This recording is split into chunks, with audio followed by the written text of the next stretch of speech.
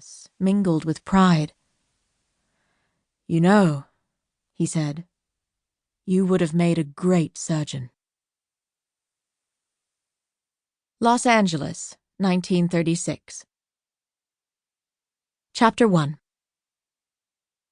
I turned off Sunset Boulevard and drove up Micheltorino to the site. The day was cloudy, and an erratic and nervy wind rattled the leaves of the palmettos that the contractor had planted along the roadside. As I pulled into the curb at number 2265, I saw the old man. It was the first time I had really noticed him, but in doing so now I immediately, for some reason, remembered I had seen him loitering around the site before. When he spotted me staring at him, he looked first at his hands, and then, most oddly, with some awkwardness, at the soles of his shoes, as if he had stepped in dog dirt or on a ball of chewed gum. And then, finding nothing, he turned and walked briskly away. I thought little of it. He looked scruffy and unsure of himself, perhaps someone searching for work. Perhaps, also, he didn't realize that I was the architect. It happened all the time. I forgot about it as I slipped off my shoes and pulled on a pair of galoshes.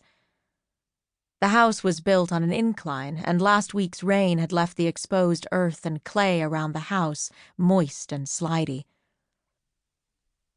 This small, almost finished house on its steep plot was my future. And whatever future frustrations it held for me, every time I saw it I still experienced a small frisson of what? Of love, I suppose, or something akin to that emotion.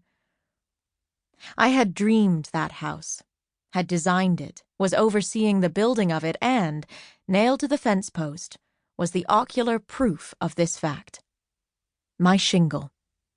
K. L. Fischer, architect. The small blue sign was only slightly marred by the blunt erasure of my ex-partner's name, no more Eric Meyerson, a simple stripe of black paint obscuring his identity. I wished I could obliterate as easily the memories of our association. Meyerson and Fischer, 5 years of lies and duplicity, of cheating and bad faith. The only consolation was that I knew that one day he would get what he deserved. I stepped across the threshold into the shadowy hall. From upstairs came the noise of hammering and sawing and the enthusiastic tenor of Larry Rugula, the foreman, singing "If You Was the Only Girl in the World."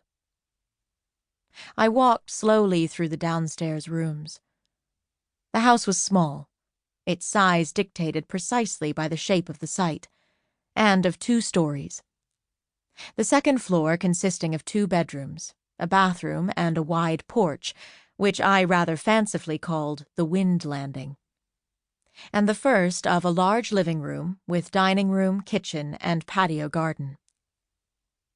The roadside facade presented a series of cream stucco curtain walls, flat rectangles of painted cement arranged to reveal gaps of glass, of space, or to overlap slightly, giving a sense of the house's volumes receding. The strict geometry of this composition was highlighted and counterposed by the 2 pine trees that I had left growing at the road edge.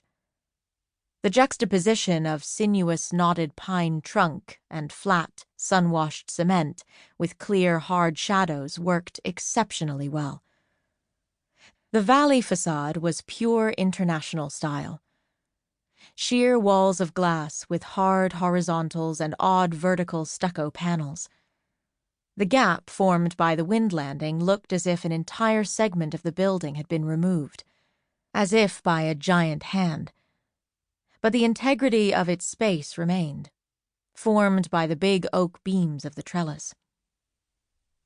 Inside, it was all simplicity. Low ceilings, teak cabinets, closets, and paneling. Walls either of glass, looking out to the view, or of smooth, buff stucco. The floors were a pale, buttery oak, and where I thought a softer texture would complement the severe plains,